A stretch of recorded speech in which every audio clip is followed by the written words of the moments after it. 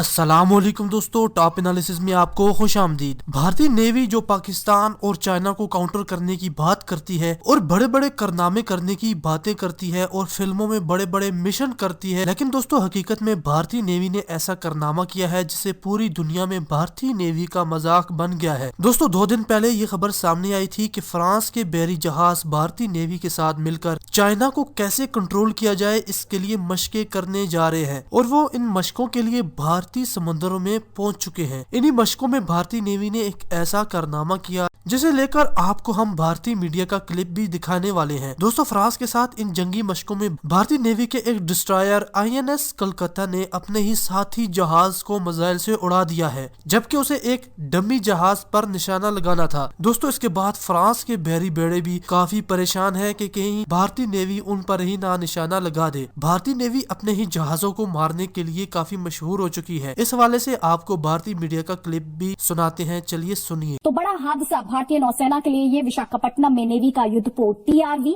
A72 डूब गया है। 30 नॉटिकल माइल्स की हम बात कर रहे हैं। Eastern naval fleet exercise, routine exercise ये कर रहा था।